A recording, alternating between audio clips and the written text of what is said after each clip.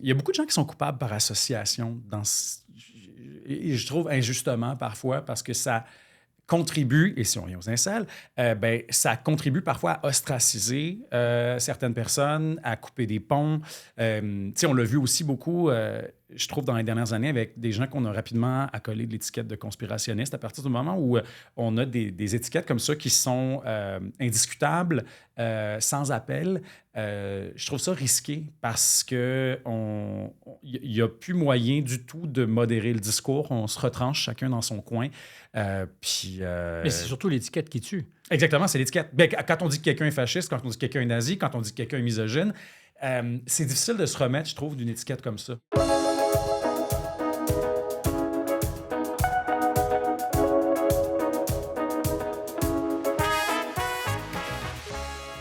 Bonjour à tous, bienvenue à Contact. Comme chaque fois, vous me verrez d'abord enfiler les lunettes pour être bien capable de lire ce que j'ai préparé de notes.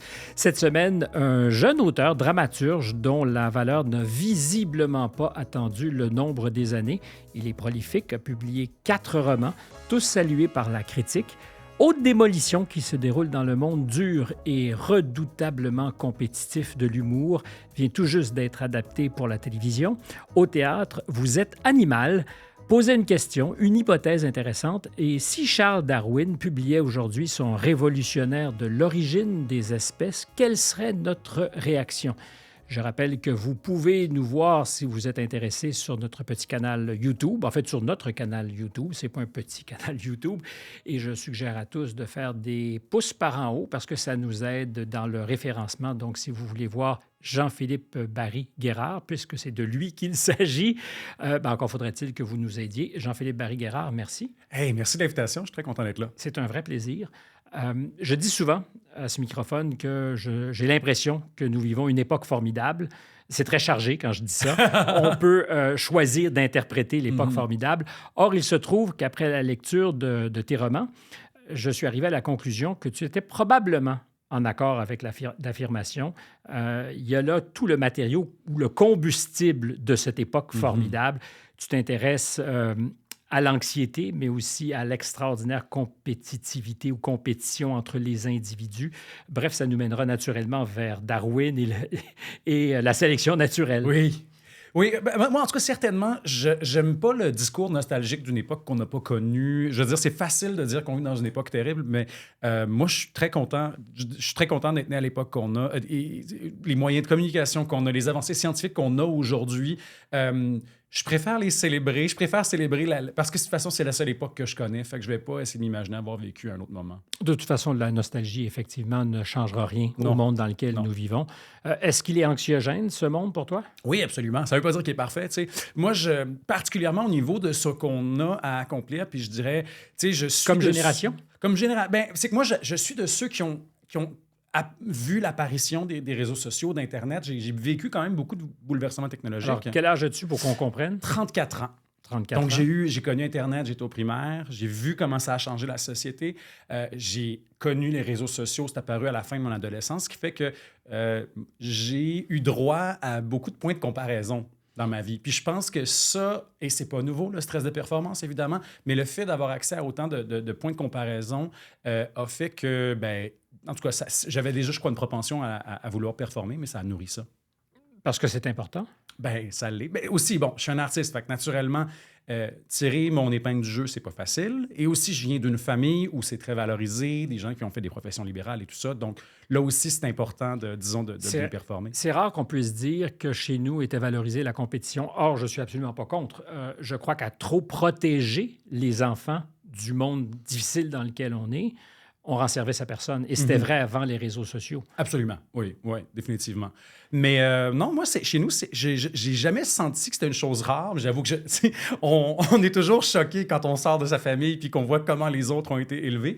Mais non, chez nous, ça a toujours été très valorisé parce que aussi, c'est une famille. Moi, j'ai une famille de sportifs, des gens qui ont toujours... Donc, travailler fort, accomplir des objectifs, réaliser des objectifs, ça a toujours été important. Fait que moi, naturellement, c'est intéressant. J'ai transporté ça peut-être dans un métier où ça fait peut-être moins partie des habitudes du milieu, ce qui donne que de reconnaître qu'il y a de la compétition. Oui. Je pense qu'on valorise beaucoup plus cette idée que on se tient main dans la main, qu'on chante Kumbaya, même si c'est pas exactement tout le temps vrai. Je ferais même l'hypothèse que c'est très rarement vrai. Ouais, On veut tous tirer son épingle du jeu. Et des fois, c'est là que moi, l'ambition m'embête quand ça se fait aux dépens de l'autre. exact. Ouais. Parce que l'ambition, tant et aussi longtemps qu'elle nous fait avancer, que c'est du carburant et qu'elle ne se pratique pas aux dépens des autres, elle est formidable. Mhm. Est-ce que c'est seulement possible? Ben, je dirais que c'est une question qui est au centre de mon œuvre. Dans presque chacun de mes livres. Je le sais, parce au qu'on parle de théâtre aussi. haine beaucoup. Ouais. Est-ce que la haine peut être un moteur d'action, un moteur d'innovation? Est-ce que, tu sais, en anglais, il y a l'expression, j'ai jamais trouvé l'expression française qui allait aussi bien que ça, mais cette idée du zero-sum game, c'est-à-dire qu'on peut pas avoir un succès qui est collectif si on gagne quelque chose, Au quelqu'un dépens des d'autre perd. Ouais.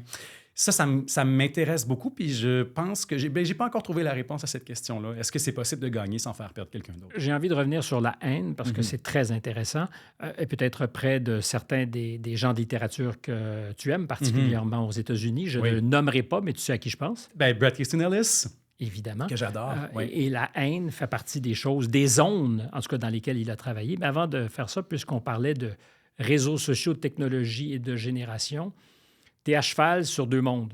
Un monde plus analogique, un monde qui commençait à inventer l'Internet et tu étais beaucoup plus âgé, adolescent, quand les réseaux sociaux sont arrivés.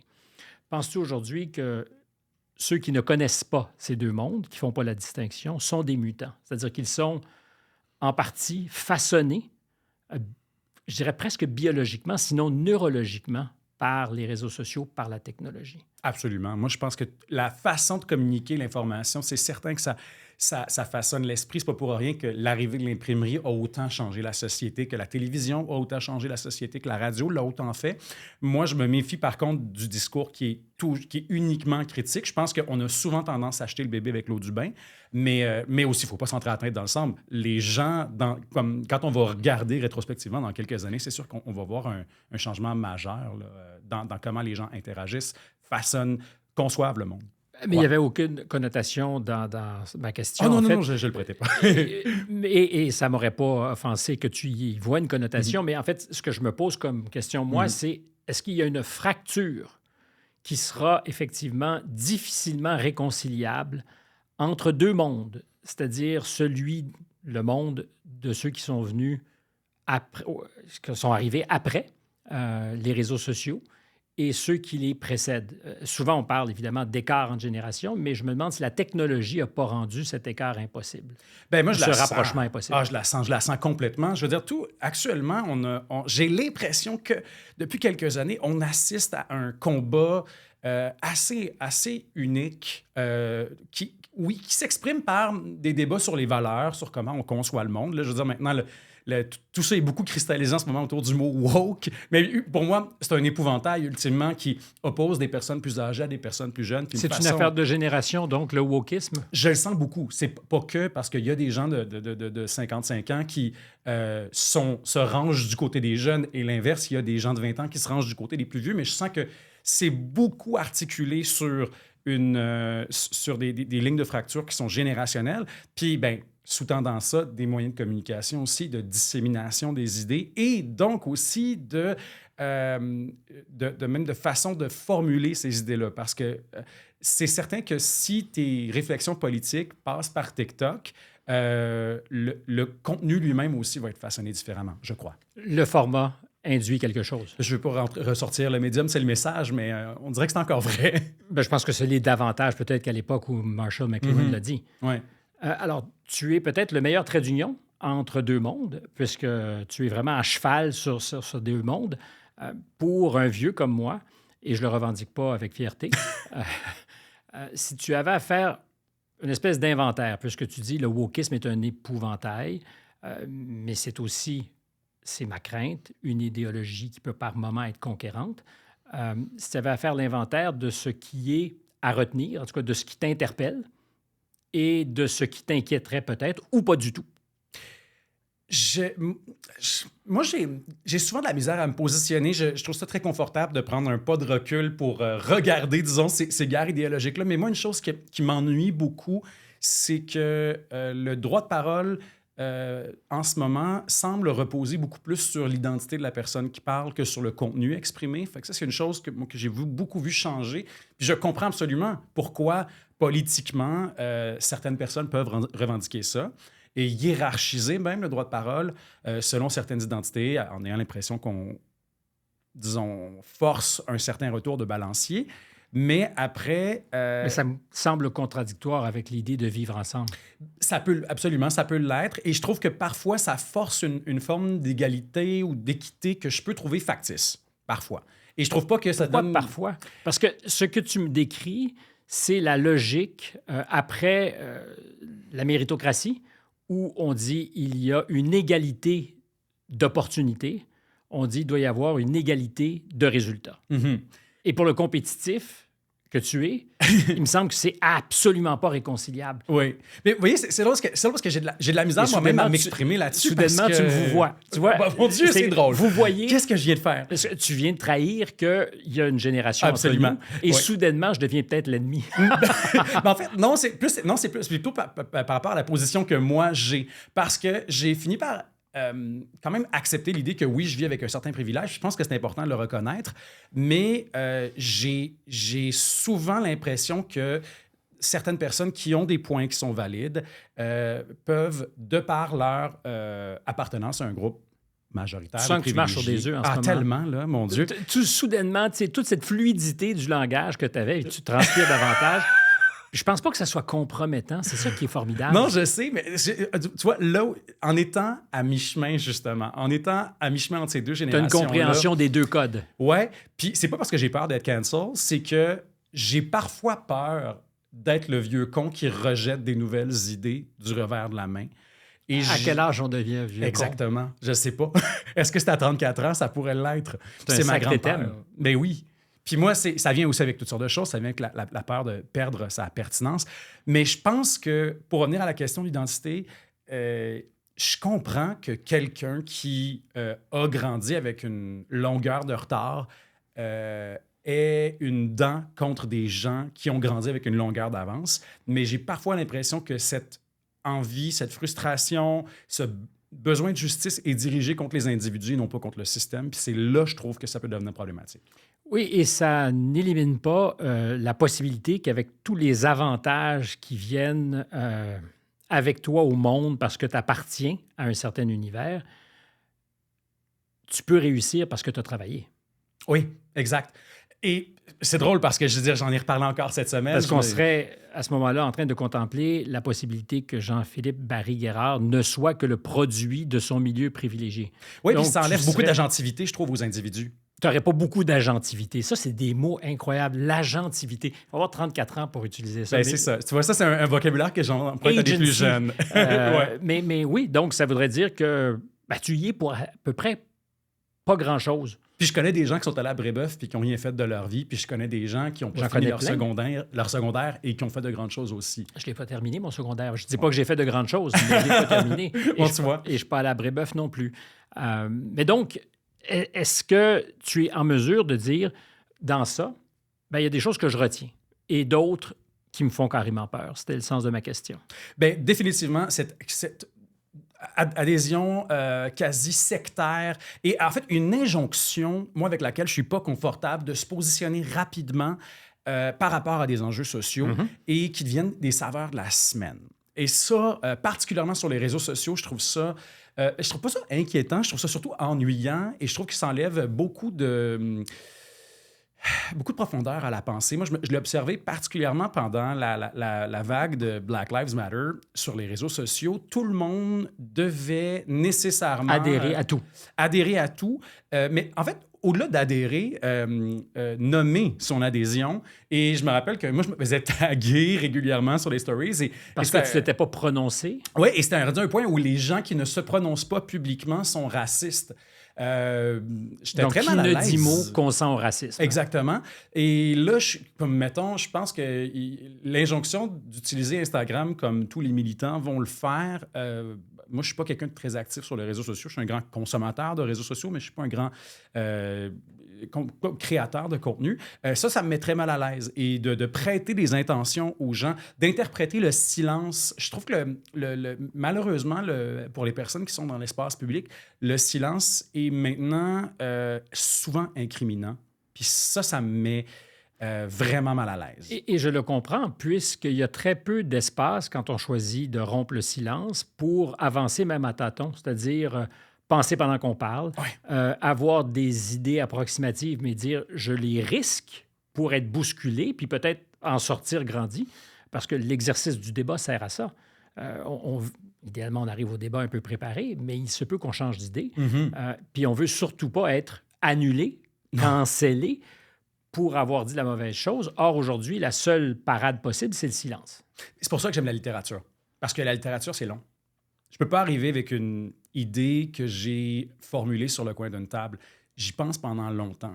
Puis même quand j'ai envoyé mon premier jet à mon éditeur, il va me revenir puis il va me dire « Pourquoi tu as écrit ça? » Puis là, je dois me défendre. Puis des fois, je sais pas pourquoi j'ai écrit quelque chose. Et j'arrive avec un objet sur lequel j'ai travaillé des mois, des années, et nécessairement, la plupart... Parfois, il y a des choses qui m'ont échappé, qui ont échappé à mon éditeur, puis je ne sais pas comment le justifier, puis c'est intéressant aussi, parce que je vois des choses, il y a des gens qui voient des choses dans ce que j'ai écrit que je ne voyais pas moi-même, mais j'ai le temps de me former une pensée, et malgré que je sois quelqu'un que je me considère relativement rapide d'esprit, j'aime ça, je veux dire, j'interviens dans les médias et tout ça, puis je suis confortable avec cet univers-là, mais je préfère toujours, sur des sujets plus sensibles, prendre le temps de réfléchir, me positionner. Puis souvent, le rythme médiatique, et j'inclus, sur les réseaux sociaux, mais même dans les médias traditionnels qui vont quand même très vite. Puis je veux dire, moi, je ne suis pas là depuis très longtemps, mais j'ai l'impression, corrige-moi, mais que ça a accéléré aussi. Les prises de position, j'ai l'impression qu'on exige des intervenants qui sont plus rapides.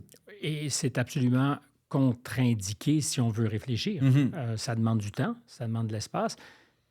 Et je crois, je peux me tromper, mais ça demande aussi de l'indulgence. C'est-à-dire qu'il faut accepter la bonne foi des gens. Et peut-être qu'en articulant une idée, elle n'est pas parfaitement polie, mais qu'il y a un petit embryon de quelque chose. Si on détruit immédiatement du get-go, c'est inhibiteur, pour ne pas dire castrant.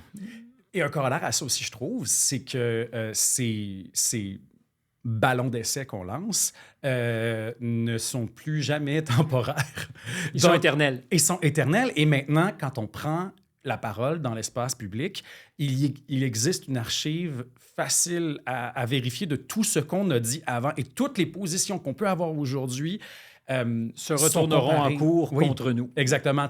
Pensons à quel point on se moquait de Hubert Reeves à l'époque, qui laissait sa pensée évoluer, revenait sur ce qu'il avait dit, se corrigeait lui-même. On trouvait ça amusant, mais c'était quelqu'un à qui on prêtait quand même une grande pertinence, une grande intelligence. Et aujourd'hui, il serait assassiné. Il serait complètement démoli, je crois. Après ça, ça a du bon aussi, parce que là, je me suis intéressé surtout au négatif. Mais le bon là-dedans, c'est que c'est vrai que parfois, il faut tenir les gens redevables de ce qu'ils ont dit avant. Il faut relever les contradictions des politiciens. Aujourd'hui, c'est beaucoup plus facile, puis parfois beaucoup plus intéressant, je trouve. Il y a des choses très, très bonnes là-dedans aussi. Là. Mais s'il fallait qu'on soit annulé pour les contradictions qui dorment, sinon qui se réveillent en nous, on ne pourrait jamais parler. Je suis une somme de contradictions. J'imagine qu'il y en a plein chez toi. Mais vous ne les savez pas parce que je ne les dis pas tant que ça publiquement. Mais je constate, et c'est vrai pour des politiciens, parce qu'on a le droit de changer d'idée. On a le droit d'avoir dit quelque chose et de penser son contraire un an plus tard. Et ça me semble être le reflet d'un esprit animé, un esprit allumé, que de reconnaître que si on a erré, on peut changer. C'est très peu pardonné. C'est des gens qui disent « j'ai changé d'idée ». Moi, c'est ce que je remarque dans l'espace public. Des gens qui disent « hey, j'ai défendu ça, puis aujourd'hui, j'ai réfléchi ». Je veux dire, on l'a vu à quelques reprises, l'ancien maire de Huntingdon. Stéphane Gendron. Merci, Stéphane Gendron. Ça, pour moi, c'est un exemple tellement intéressant. Il a été quand même, j'ai trouvé, accueilli relativement favorablement. Il y a des gens qui lui ont reproché. Parce que son retournement était vachement dans l'air du temps aussi. Oui, aussi. S'il fallait qu'aujourd'hui, quelqu'un qui serait, pour faire simple, était woke, très woke, et disait « j'ai vu la lumière et j'ai envie d'avoir aujourd'hui des positions... plus conservatrice, alors éventuellement on dirait réactionnaire, je pense que ça serait moins bien accueilli. Je pense aussi, il y a des espaces, je crois, médiatiquement encore, qui pardonnent ça. Je pense qu'il y a des familles idéologiques, des fois, où les gens peuvent aller se réfugier. Il y a des endroits aussi qui sont peut-être un peu plus, peut-être permissifs, des espaces pour ça, mais c'est vrai qu'il on laisse très peu d'espace aux gens pour évoluer, je trouve, intellectuellement, puis ça, c'est dommage. Alors, j'ai beaucoup de petites portes ouvertes parce que tu as laissé derrière toi, comme un petit pousset, beaucoup de cailloux blancs, peut-être pas des morceaux de pain. Il y en aura peut-être qui sont des morceaux de pain que j'aurais oubliés ou mangés en cours de route pour retourner dans le fil de notre conversation. Mais tout à l'heure, tu disais quelque chose d'intéressant. En fait, tu as dit beaucoup de choses intéressantes. J'essaie. Pour ceux qui nous écoutent, ils se diraient Stéphane, t'es méchant, il n'a pas dit une seule chose intéressante. Cette idée que tout ce que nous disons pourra un jour se retourner contre nous, puisqu'il y a une mémoire, en tout cas de tout ce qui est enregistré ou dit publiquement, et qui force aujourd'hui donc à construire sa vie avec une hyper-conscience de ce que sera peut-être notre histoire dans 20 ans. C'est-à-dire de ce qu'il ne faut... C'est un... Puis même 20 ans, je trouve ça généreux parce que des fois, c'est juste 2 ans. 2 ans, 2 mois. Mais c'est très dystopique. Ouais. C'est-à-dire qu'on est continuellement en train de processer ce qui pourrait un jour nous mordre derrière. Ouais. Ah oui, constamment. Puis moi, je l'ai vécu même avec mes romans. Donc, je parlais d'à quel point en littérature, c'est un luxe parce que j'ai le temps de réfléchir et que disons que je me prémunis un peu plus contre ce qui peut apparaître comme des contradictions malheureuses dans ma pensée. Mais moi, une chose qui... Oui, d'abord, ce que j'ai écrit passe mal le test du temps, ça peut être... Mais c'est un risque à prendre quand on... Oui, absolument. Mais ce qui est encore plus terrible, moi, je trouve, c'est que maintenant, on est beaucoup responsable des mauvaises interprétations, enfin, mauvaises à mon œil, à moi, des interprétations erronées de ce qu'on voulait dire. Et on doit souvent se défendre de choses que les gens ont simplement mal compris dans ce qu'on a écrit. C'est terrible, c'est terriblement condescendant. C'est une volonté de contrôle absolu de l'auteur sur ce qu'on va recevoir de ce qu'il nous dit. Je dis condescendant avec beaucoup d'humour. Non, mais en fait, il y a un contrôle freak en toi. Absolument. Mais après ça, moi, me faire accuser de faire la promotion de la culture du viol parce que j'ai présenté une scène de viol dans un de mes romans qui était, moi, absolument pas... c'est pas quelque chose que j'endossais. Mais se peut-il que ça soit juste de la mauvaise foi et que ce soit pas ton problème? Ben oui, sauf que accuser quelqu'un de mauvaise foi, c'est rarement bien vu dans l'espace public. Non, mais est-ce qu'il est possible d'écrire de manière à ce qu'il n'y ait aucune interprétation faite de mauvaise foi? Parce que c'est de ça qu'il s'agit. On pourra toujours instruire un procès contre un auteur, vivant ou mort, en disant « Ah, entre les lignes, voyez ce qu'il pense vraiment ». Ou son personnage ne parle-t-il pas à la première personne pour l'auteur? Je pense que la littérature qui ne serait pas sujette à des interprétations qui ne correspondent pas à ce que l'auteur voulait, ce genre de littérature-là serait mauditement ennuyant. Fait que, oui, il faut que ce soit sujet.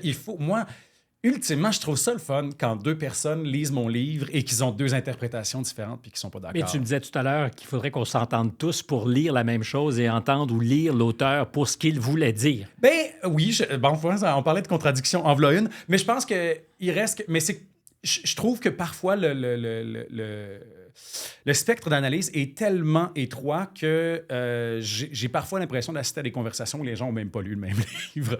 Fait que oui, absolument, c'est certain que je veux orienter cette lecture-là. Je vais te dire un secret.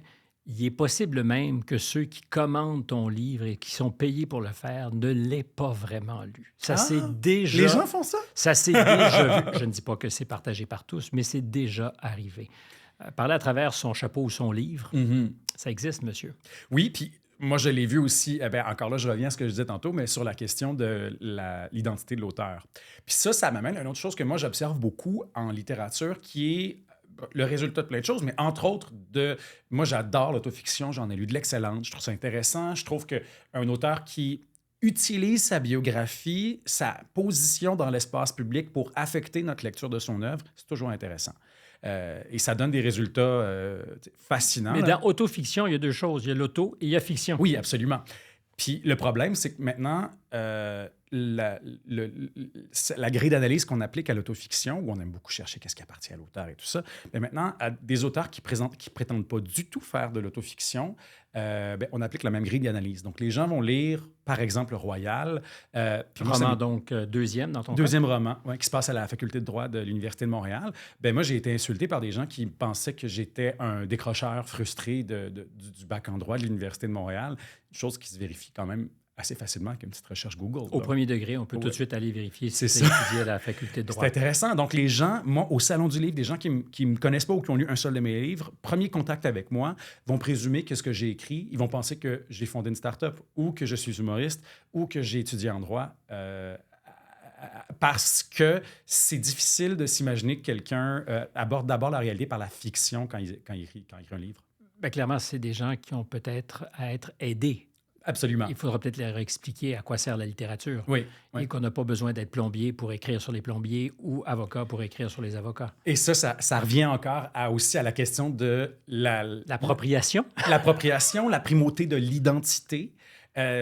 L'identité comme premier élément dans la grille d'analyse. Tout d'abord, toute forme de communication, qu'elle soit une lettre d'opinion, un roman, un reportage, est analysé par la lorgnette de l'identité de la personne qui parle. Puis ça a du positif. J'ai lu des femmes qui décrivaient l'homme avec un brio extraordinaire ou qui faisaient parler des personnages masculins avec un brio extraordinaire.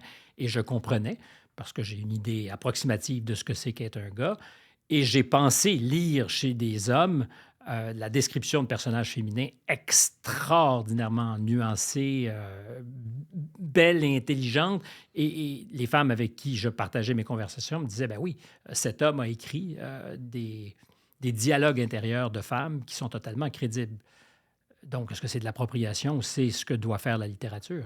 Bien, moi, c'est une question qui m'intéresse beaucoup. Je me suis fait accuser d'appropriation par des humoristes. Juste qui me fait rire aussi beaucoup parce que ça, sur la D'autant question... qu'en général, ce sont les plus iconoclastes d'entre tous ceux qui font de la création littéraire, là, disons. Puis il y en a 3 ou 4 qui ont monté sur une certaine scène, un certain gala pour revendiquer la liberté totale d'expression et le droit de rire de tout et rien.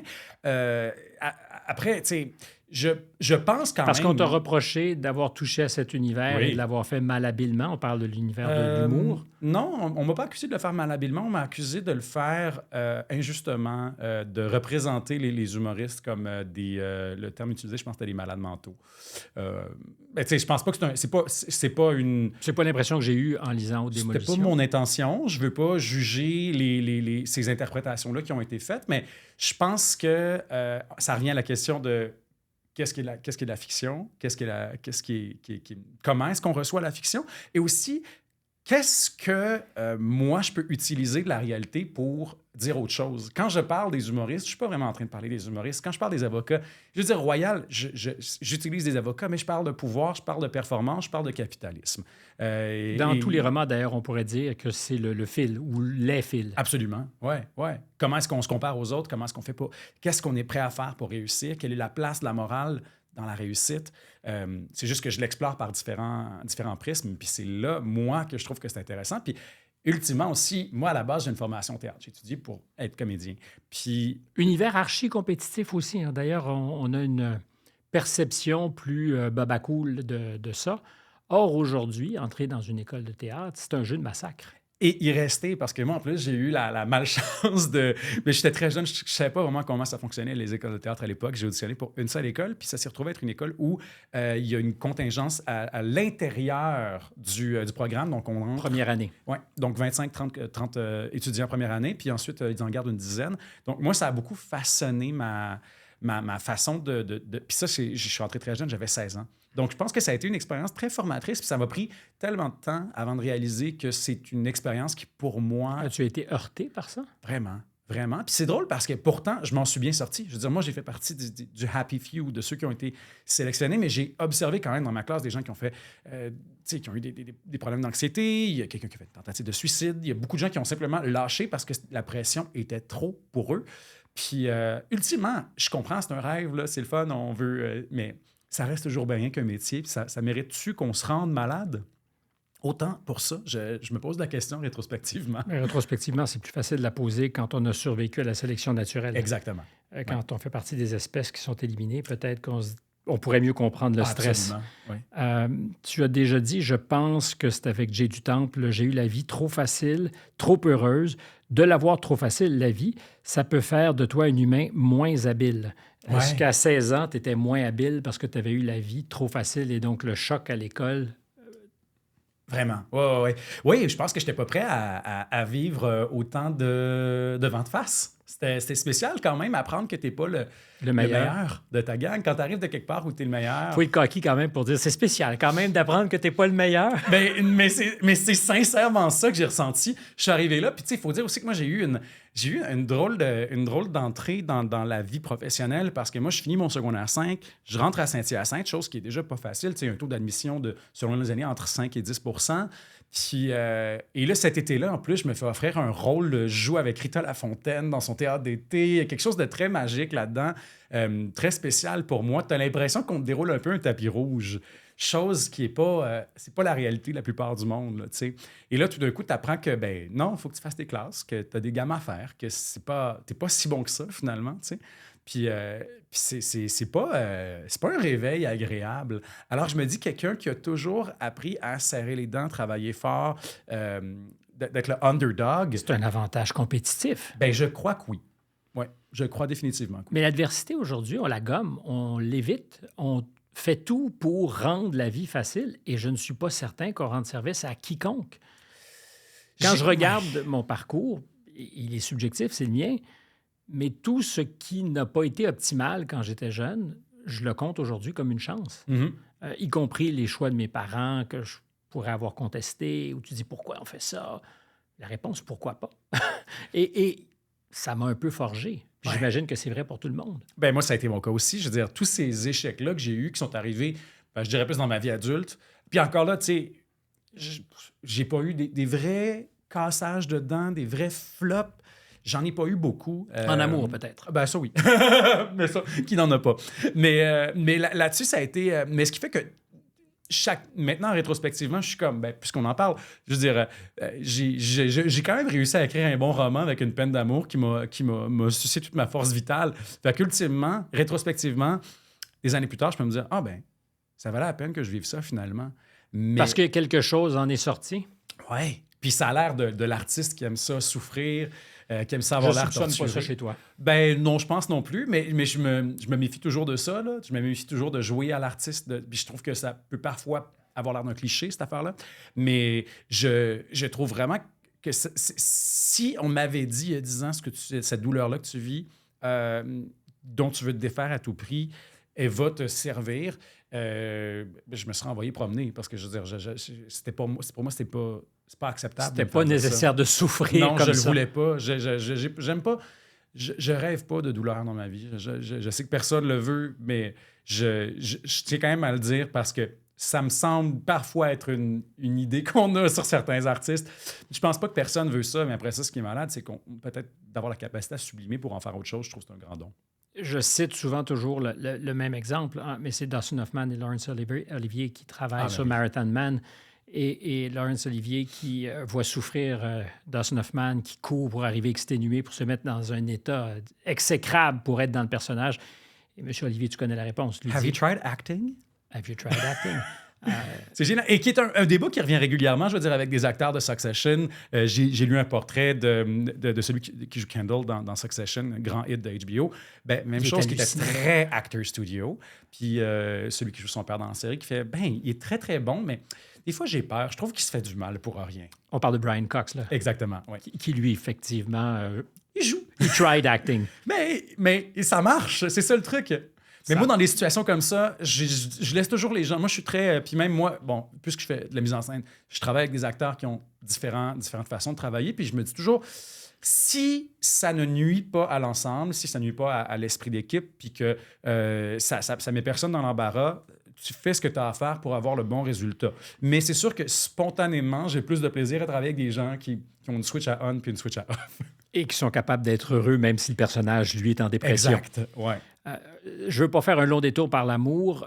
Ceci étant dit, parce que je pense que tu l'as déjà raconté. Oui, c'est on the record. C'est on the record. Mais à l'instant, tu disais une douleur insondable, une douleur... Pensais-tu que ça existait dans le monde, souffrir comme ça? Non. Et c'est fou. Et encore là, je reviens à... On parlait de privilèges plus tôt, mais tu te dis, mon Dieu, mais j'ai rien vécu de grave dans ma vie. Moi, j'ai pas traversé la Méditerranée en bateau. J'ai pas manqué. Mes parents, ils faisaient beaucoup d'argent. On a manqué de rien. On était très confortables. Pire, ils t'ont peut-être aimé. Ben oui, là, tu sais, je veux dire, j'ai viens d'une bonne famille, aucun traumatisme. Les gens sains? Oui, très sains. Je veux dire, tu sais, j'ai rien à dire sur mes parents. Ce qui fait que quand tu arrives et que tu vis de la douleur, comme tu n'en as jamais vécu, dans ce cas-là, dans le cas d'une peine d'amour, tu te sens, t'as 2 ans et tu cherches ta mère, là, tout d'un coup, là, tu sais, c'est fou. Tu n'es pas prêt à ça. On n'est pas prêt à ce que des douleurs en apparence aussi anodines, quand tu les vois chez quelqu'un d'autre qui te semble absolument superficiel, et tu vis ça comme si on venait littéralement t'arracher le ventre au grand complet. Tu sais. C'est tough. C'est tough. Puis j'ai comme cherché beaucoup. Puis j'ai fini par en parler parce que comme ça finit par être imbriqué intrinsèquement à l'intérieur de mon œuvre, j'ai fini par me dire que c'était l'intérêt public d'abord, puis aussi parce que j'ai trouvé ça curieux. J'avais une certaine quête, disons, de guérir de cette affaire-là qui m'a mené à un drôle d'endroit. Au Douglas? Au Douglas, oui. Des médicaments pour guérir de l'amour. Oui, un processus, une recherche qui a été tentée sur un médicament qui s'appelle le propranolol, qui est un médicament utilisé pour la haute pression qui existe depuis les années 50. Donc, il a prouvé son efficacité et son innocuité. Il n'y a rien de dangereux là-dedans. Et donc, il y a un chercheur qui s'appelle le Dr Alain Brunet qui a fait des recherches sur l'efficacité de ce médicament-là pour réduire la réponse émotionnelle à des souvenirs douloureux. Et à la base, il a testé ça sur des gens qui souffraient de stress post-traumatique. Donc, un militaire qui reviendrait de mission pourrait être guéri ou en partie. Oui, des survivants du Bataclan qui ont fait affaire avec lui aussi, il a fait des tests avec eux. Et il y a une de ses étudiantes qui, elle, s'est dit, si on considérait ce qu'elle appelle la trahison amoureuse comme un stress acte terroriste. Pourquoi pas un terrorisme sentimental, on pourrait dire. Et donc, elle est partie à la recherche de sujets pour faire cette recherche-là. Puis moi, j'ai entendu parler de ce projet-là à la radio. Puis ça m'a un peu occupé l'esprit pendant quelques semaines. Puis j'ai fini par la trouver. Je l'ai googlée. Je lui ai écrit. Puis j'ai dit, écoute, j'écoutais à la radio, j'ai entendu dire que la recherche était encore ouverte. Je pense que je serais un bon sujet pour cette affaire-là. Puis finalement, j'ai suivi le protocole de traitement qui est intéressant pour plein de raisons, là, médicalement, parce que c'est seulement 6 séances de psychothérapie sous l'influence d'un médicament. C'est pas invasif. Donc, tu sais, comparé à, par exemple, des antidépresseurs ou d'autres traitements ou suivre une psychothérapie pendant 2-3 ans, c'est beaucoup moins long. Et donc, moi, j'ai suivi ce protocole-là et ça a fonctionné. Et la question, c'est toujours, c'est quoi le rôle du placebo là-dedans? Mais il y avait un groupe test. De toute évidence, il y avait une amélioration notable. On parle de 60 à 70 % de plus chez les patients qui avaient suivi ce protocole-là versus ceux qui étaient sur placebo. Naturellement, je suis tenté de te poser la question, est-ce que l'amour aujourd'hui est un champ de guerre plus redoutable qu'il l'a été depuis très longtemps? Les liaisons dangereuses racontent très bien le côté assassin de l'amour. Et politique. Et politique. Il se trouve qu'aujourd'hui, réseaux sociaux obligent, technologie oblige, et je vois de jeunes personnes autour de moi angoissées comme jamais j'ai imaginé que moi, j'aurais pu angoisser. Parce que tu deviens un produit exhibé en vitrine. Absolument. Bien, ça revient à ce que je disais plutôt sur les points de comparaison. Puis ça, c'est inhérent aux réseaux sociaux, c'est que j'ai l'impression que notre univers social s'est élargi grâce à Internet. Mais c'est plus que l'univers social, parce que quand on veut être le meilleur dans quelque chose, c'est pas à l'école ou dans le quartier, ou même dans sa communauté élargie. Non. Je veux pas être le meilleur auteur au Québec. Par définition, tu es comparé à tout ce qui se publie. Exactement. Si tu fais une blague, elle doit être aussi drôle que celle de Chris Rock ou d'un autre que tu admires. Et il y a aussi le risque de plagiat, si on est dans l'humour, là, spécifiquement, ça arrive régulièrement que des humoristes se font dire « cette blague-là ressemble beaucoup » et c'est pas un plagiat intentionnel, mais tout d'un coup, tu te rends compte qu'il y a 3-4 personnes qui ont eu la même idée en même temps. Donc, tous ces points de comparaison-là sont... ils sont partout, il y en a plus, le spectre de comparaison est plus grand, donc c'est certain que ça donne le vertige. Puis effectivement, je veux dire, ça pourrait être peut-être très, très problématique comment je le présente, mais il reste que dans l'amour, c'est un marché. Il y a une question d'arrimage des ressources. On essaie d'arrimer des Il y a de des l'offre gens et de la termes, demande. Oui, puis pour vrai, en termes économiques, il y a beaucoup d'économistes qui se sont penchés sur Le marché amoureux. le marché amoureux, puis ça peut avoir l'air très froid, mais c'est très intéressant, puis c'est un angle d'analyse que je trouve vraiment bon. Puis c'est certain qu'il y a 100 ans, tu sortais avec la plus belle fille, le plus beau gars de ton village. La plus beau fille, La ça plus serait beau très fille, tendance aujourd'hui. C'est très moderne de dire ça. La plus beau fille, tu te trompes pas. Et l'autre chose aussi, c'est qu'on a... maintenant, c'est rendu très simple, vivre seul. C'est plus... on subit plus l'opprobre quand on est une vieille fille. Ce qui fait que le choix d'être avec quelqu'un est un choix qui pèse beaucoup plus. Mais je ne suis pas sûr que ça soit un choix d'être seul. Et il y a une aliénation, c'est-à-dire que quand tu ne trouves, je pense aux incels, les célibataires involontaires, dont on rit beaucoup, qu'on tourne en dérision. Ah, moi, ça me fait j'ai pas une beaucoup rire. souffrance. Ben, ça me fait pas rire, pas parce qu'ils me font peur, parce que ça me fait vraiment souffrir. Je me dis, ces gars-là sont... J'en parle, j'ai l'eau dans les yeux, parce que c'est une souffrance qui est innommable, que tu comprends pas, que je ne comprends pas. Et il y a de la haine dans ça. Ça va nous ramener au carburant dont on parlait tout à l'heure, la haine. Mais il y en a beaucoup. Et c'est vrai sans doute chez des filles qui ne peuvent pas trouver ou qui ne se trouvent pas à la hauteur de se mettre en vitrine. C'est horrible. Oui, absolument. Puis moi, même chose, j'ai pas de jugement du tout sur les... on parle des sur la colère des incels. Je pense que à partir du moment où on réduit la gravité de ce ressentiment-là qu'ils peuvent avoir, là pour moi, on sème la graine de quelque chose qui peut être potentiellement beaucoup plus grave. C'est pour ça que je pense qu'il faut reconnaître toutes ces souffrances-là puis essayer d'en comprendre la source. Mais je trouve ça particulièrement troublant parce qu'il y a, je vais oublier son nom, mais une documentariste américaine qui a travaillé justement sur les incels et qui a produit un documentaire où elle ne pose pas de jugement. Elle les écoute, elle les voit, elle les montre. Et elle a été très sévèrement reçue, accueillie, parce qu'elle devenait complice d'une culture ou toxique ou néo-fasciste, ce qui est peut-être vrai dans certains cas, mais qui n'était certainement pas une vérité absolue. Et moi, ça m'a beaucoup découragé de voir qu'il était impossible d'aborder ça sans que ça soit politiquement jugé. Bien, c'est très... ça, j'ai l'impression, particulièrement au niveau du documentaire, ça m'intéresse beaucoup. Il y a une injonction de la posture critique par rapport à des sujets et toute forme de représentation sans filtre critique ouais, et considéré comme un endossement. Ça, je trouve ça difficile, puis je suis content de ne pas être documentariste pour ça. Mais c'est vrai dans mon métier. C'est-à-dire qu'à partir du moment où on donne la parole à quelqu'un comme toi, peut-être on pourrait dire, mais tu aurais dû être plus critique avec Barry Guerrard, parce que je ne sais pas si tu le sais, mais il y a des postures terribles. Il a dit des choses dans ses romans... tu pourrais faire l'inventaire de tout ce qu'on t'a reproché.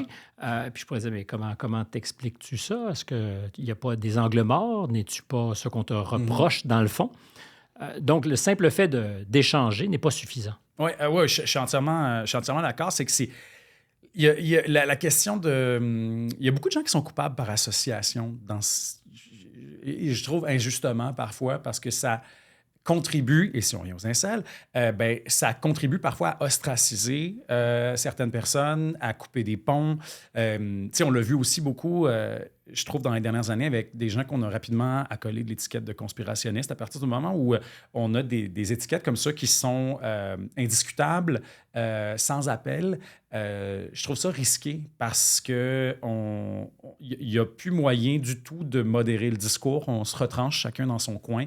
Mais c'est surtout l'étiquette qui tue. Exactement, c'est l'étiquette. Quand on dit que quelqu'un est fasciste, quand on dit que quelqu'un est nazi, quand on dit que quelqu'un est misogyne, c'est difficile de se remettre, je trouve, d'une étiquette comme ça. Et en général, le conspirationniste est celui qui simplement... Alors, il y a sans doute des gens qui pètent les plombs, mais celui qui se met en retrait, les deux pas dont tu parlais, respire un peu. Est-ce qu'il se met en retrait ou est-ce qu'il a été mis en retrait? C'est possible, mais à partir du moment où on choisit soi-même de se mettre en retrait et de dire « J'aurais quelques questions à poser sur le film que vous me présentez », soudainement, il y a des chances qu'on dise « Ah ah, conspirationniste ». Oui. Puis ça, c'est dommage. Puis tu sais, moi, j'ai aussi, j'ai une posture qui a évolué là-dessus parce que très près de moi, j'ai dû dealer avec des gens justement qui se sont eux-mêmes retranchés. Puis je me suis rendu compte que dans la vie intime, ça ne fonctionne pas de la même façon. Tu ne peux pas complètement annuler quelqu'un. C'est pas gagnant. Si tu veux maintenir un lien ou si tu veux le bien de cette personne-là, c'est rarement gagnant de la pousser loin dans ses retranchements, de refuser le dialogue. Puis je me dis, si c'est bon pour la vie intime, Ça devrait être bon aussi pour la vie publique. ben, c'est ce que je crois. Ouais. Même si c'est effectivement pas tout à fait la même chose. Revenons à la question de la haine. Je vais te citer directement. Je n'ai pas encore trouvé de moteur d'innovation plus puissant que la haine. Tu reconnais le personnage. Oui.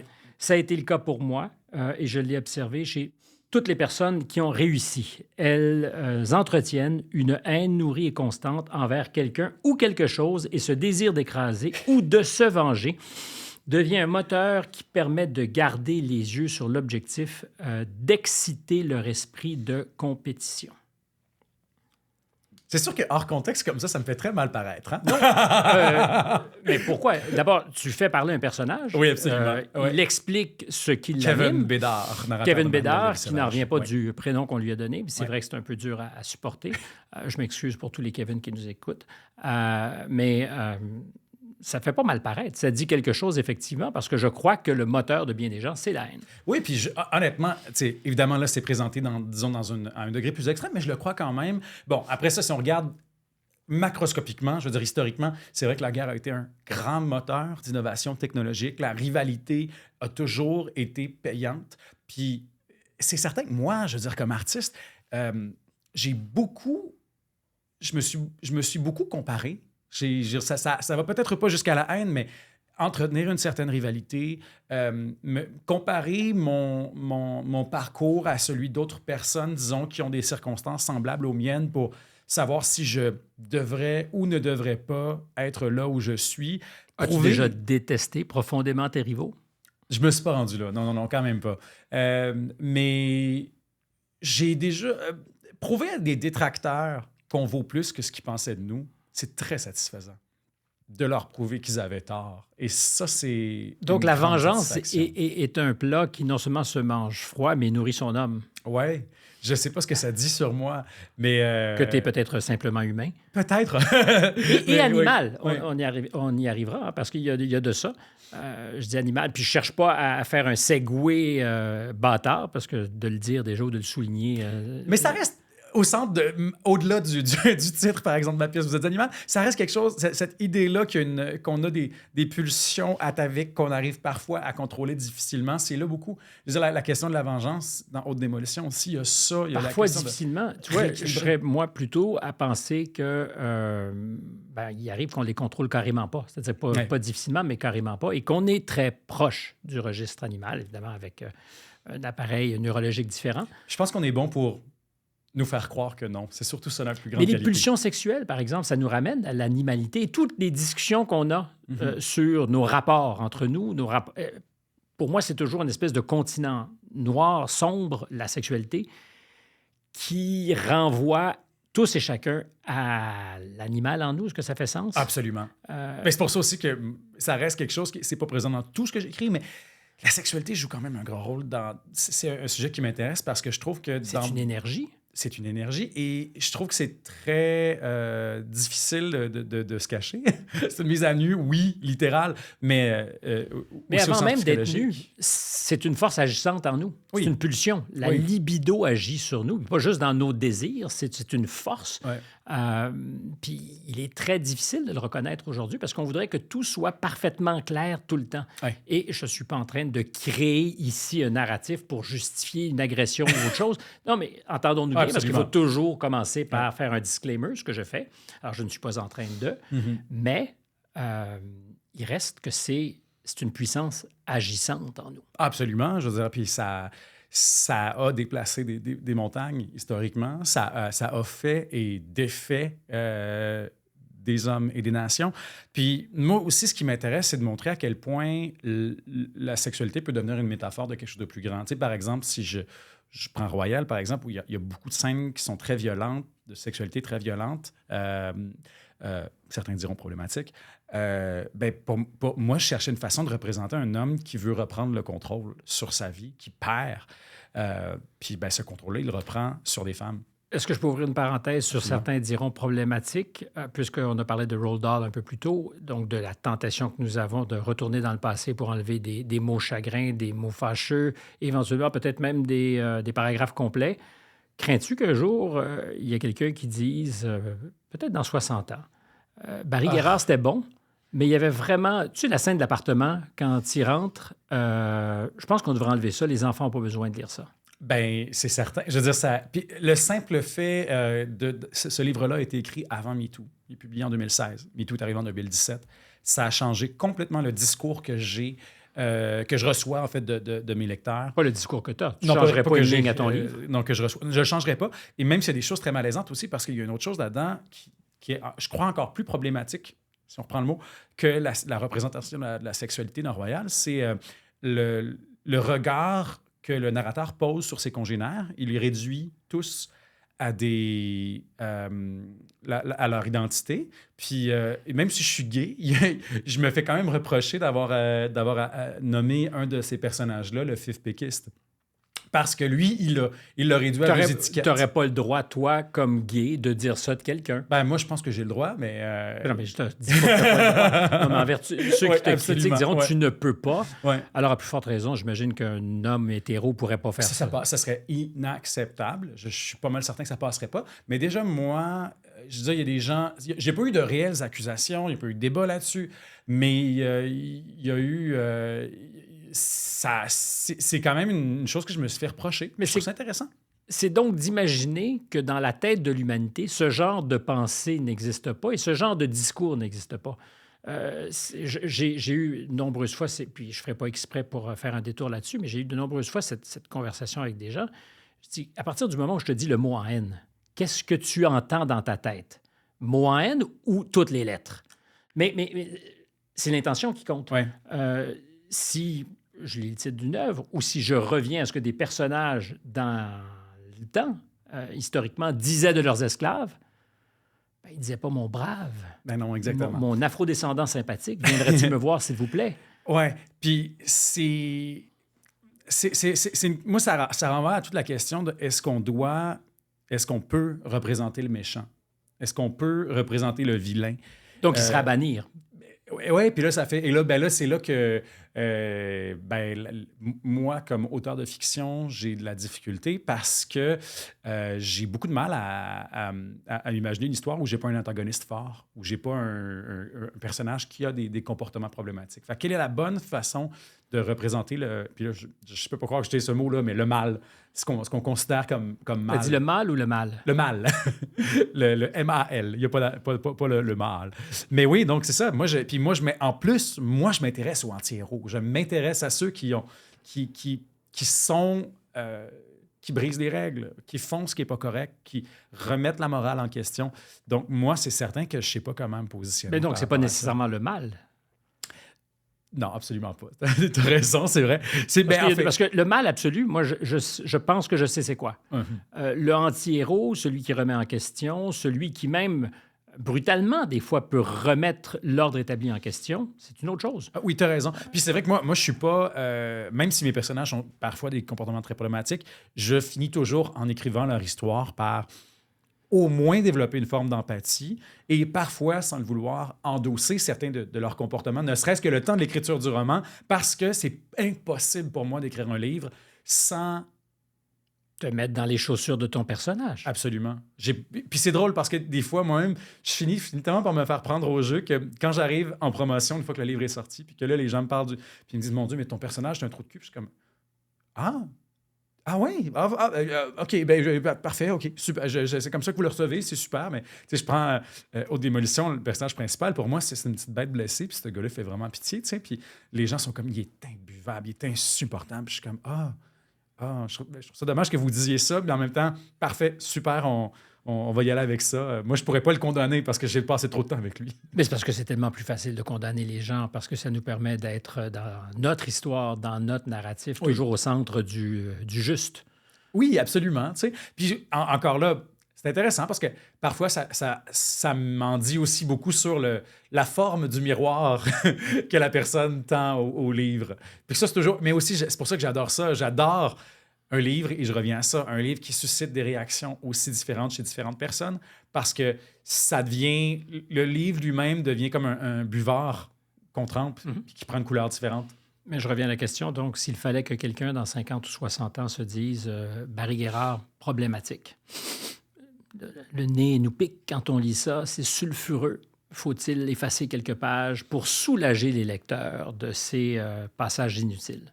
Je serais contre, mais on dirait que je pense que c'est inévitable. Ah ben écoute, on ferme le micro ici. Je veux plus te parler. J'espère que tu vas te battre bec et ongle. Ah, ben oui, ben si je suis encore là, c'est certain que je vais me battre. Mais je crois que c'est normal. Je veux dire, combien d'auteurs qu'on lit? Ben, c'est-à-dire que, ben, je dis pas, en fait, normal dans le sens où je crois que par la force des choses, ça finit toujours par arriver. Je veux dire, quand on lit des choses qui ont été écrites en 1950, combien de ces livres-là passeraient un test de moralité d'aujourd'hui? La seule chance qu'on a, c'est que... Mais la littérature est là justement pour nous bousculer dans les tests de morale qui sont toujours le reflet d'une époque. Exact. Parce que je ne sais pas ce que sera la morale dans 20 ans. Non. Peut-être qu'elle sera très différente, parce que la morale d'aujourd'hui est très certainement différente de celle qui prévalait il y a 40 ans. Ah, il y a que 5 ans, hein?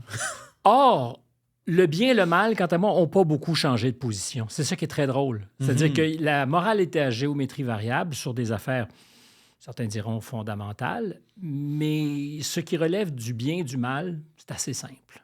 Oui, oui, mais j'ai l'impression qu'on donne des masques différents à ce bien et à ce mal-là. Puis c'est là, je pense, mais que c'est ça peut-être devient... quand on travestit le bien et le mal qu'on perd notre boussole aussi. Oui, absolument. Ça, je suis d'accord avec ça. Mais moi, disons que je préfère... C'est certain que je vais... Moi, je n'ai pas encore eu à le faire aujourd'hui et je ne veux jamais le faire, me défiler puis désavouer ce que j'ai fait.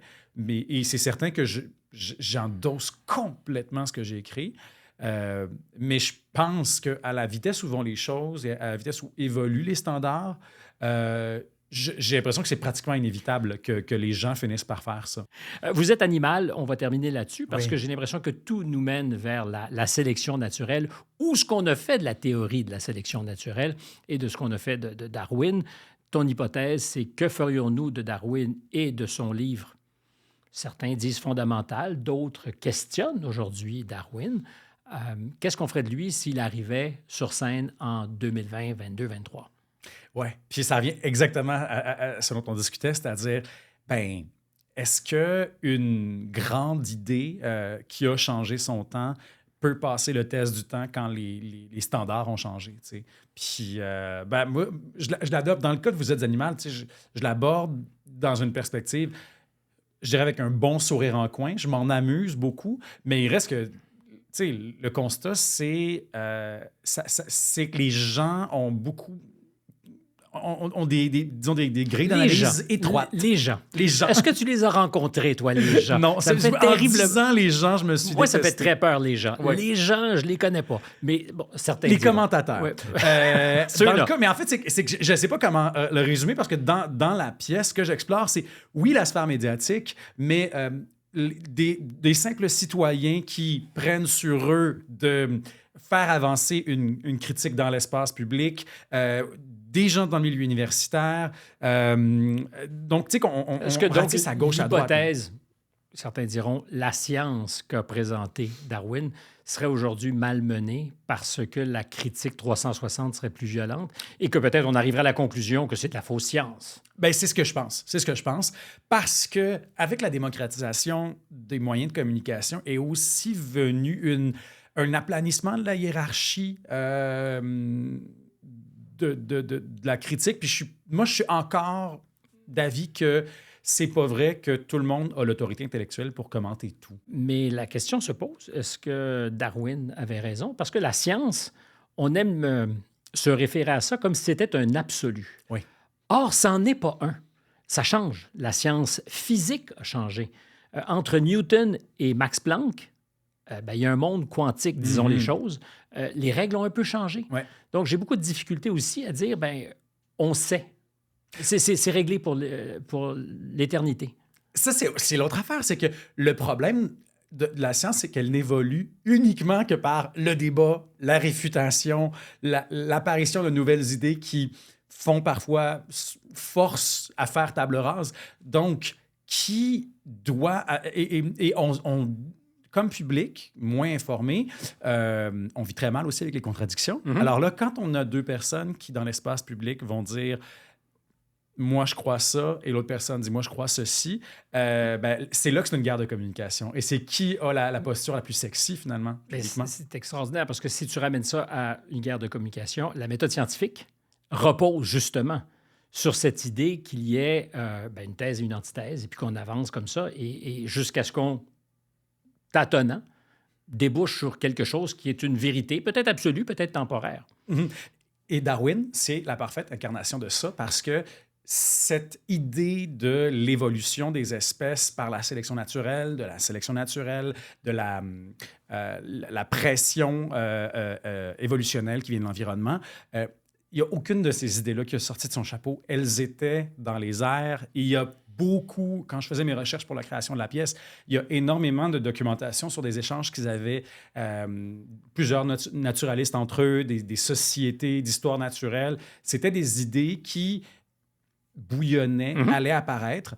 Mais pourquoi on l'attribue à Darwin? Que lui a cristallisé. Bien, parce qu'il a très bien... Il y avait une prose extraordinaire, il faut le dire, là, sur l'origine des espèces et donc, de l'origine des espèces, les deux traductions du titre. Donc, encore existent. Une fois, la communication a fait la différence. Bien, la personne qui a gagné la guerre de communication, c'est Charles Darwin. Puis c'est ça qui est extraordinaire, ultimement. La différence, c'est que moi, dans ma version de l'histoire que j'ai placée en 2023, Darwin la perd, cette guerre-là. Où il la gagne, disons, mais d'une façon détournée. À l'origine, en 1859, oui, il a fait l'objet de critiques, puis oui, on l'a ridiculisé, Darwin, mais si on en parle encore aujourd'hui, c'est parce qu'il doit avoir réussi une partie de son travail. Et une grosse partie de ce travail-là, c'était d'écrire un bon livre. Donc, c'est du storytelling. Mot tellement à la mode dans les médias aujourd'hui, mais c'est ça, c'est que la personne... Mais c'est un peu la thèse fondamentale qui traverse... comment s'appelle cet historien anthropologue israélien terriblement à la mode? Yuval Noah Harari. Harari, c'est ça. Oui. Donc, à l'origine de tout. L'apparition de la fiction. La capacité de l'humain à créer des mythes, les mythes interpersonnels, c'est ce qui fait qu'on est l'espèce qu'on est aujourd'hui. Ça a beaucoup de valeur. Moi, comme auteur de fiction, c'est certain que j'aime beaucoup entendre ça, mais... Bon, disons qu'il y a aussi certains raccourcis là-dedans. Là. Il y en a certainement.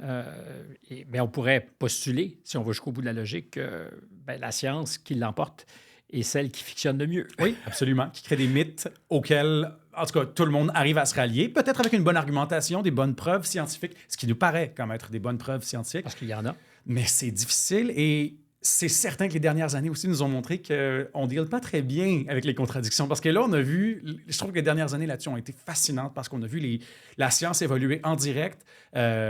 C'était comme voir le monde se battre tout nu dans le jello. C'était pas confortable. Dans l'arène politique. En plus. Et là, en plus, c'est parce que quand l'unique intérêt, c'est qu'on arrive à une meilleure compréhension du monde tous ensemble, quelque chose de très noble là-dedans. Et c'est rare que c'est aussi pur que ça. Désintéressé, c'est très rare. C'est rare. C'est pour ça que j'ai parfois tendance à fétichiser les sociétés scientifiques d'autrefois, du début du siècle. On a tellement l'impression qu'il y avait quelque chose de magique là-dedans. C'était probablement aussi politique que ça l'est aujourd'hui, mais je me suis puis il y avait des intérêts économiques formidables qui sous-tendaient ces sociétés scientifiques par moment. Puis l'Empire n'était pas non plus à distinguer des volontés de recherche. Non, c'est ça. Mais... Je pense que c'est naturel. Et pourtant, on a commencé cette entrevue en disant que j'essaie de me méfier de la nostalgie d'une époque que j'ai jamais connue, mais j'accorde beaucoup de valeur aux gens qui se battent encore pour la pureté scientifique parce que, justement, c'est pas mon combat, puis j'ose espérer qu'il y a des gens qui vont le faire. Mais ça fera du bon matériel pour le romancier. Oui. Bravo. Au plaisir de faire la suite, peut-être avec le prochain livre. D'ailleurs, il y a un prochain livre. Je travaille là-dessus en ce moment. Je travaille là-dessus. Oui, je fais des petites recherches. On est ailleurs quand même, mais je parle... Autre affaire. Quand mes invités le on royal. Oui, c'est le nous royal. Nous sommes très heureux de l'entendre, mais de quoi ça parle de quoi? Encore, je pose une question que j'ai posée dans plusieurs de mes autres livres, c'est-à-dire jusqu'où on est prêt à aller pour défendre ses idées. Mais c'est juste que là, cette fois-ci, je le présente par un personnage qui prétend se battre pour une grande cause. Donc, il est question de sauvegarde de l'environnement, puis d'utiliser aussi les enfants comme porte-étendard de cette lutte-là. Greta sort de ce corps. On est pas mal dans Greta, mais est-ce que... J'imagine une Greta qui est peut-être pas celle qui a eu l'initiative et qui se retrouve comme un pion. Qui aurait été instrumentalisée? Peut-être, par papa. Peut-on faire ça avec des enfants? Est-ce qu'on a déjà vu ça, des enfants derrière chaque enfant se cache un homme redoutable. Ben c'est ça. Puis, tu sais, Greta Thunberg, je pense pas qu'elle serait là si ses parents l'avaient pas encouragée et aidée là-dedans, tu sais. Sommes-nous des victimes de manipulation?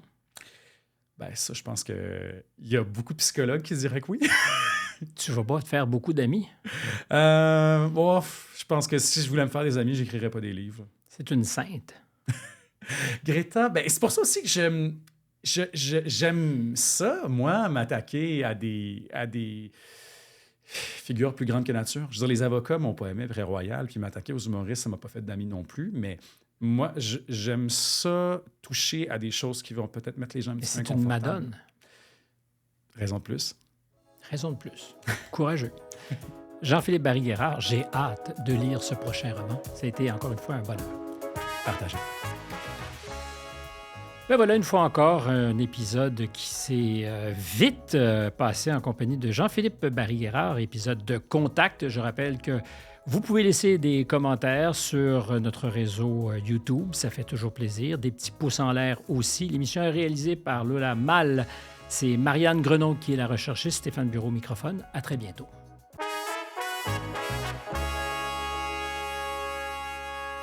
Hey, c'était tellement intéressant, c'est malade. J'ai vraiment eu du fun. C'était assez malade. Ouais. C'était... Tu m'as bien fait patiner en plus. Non.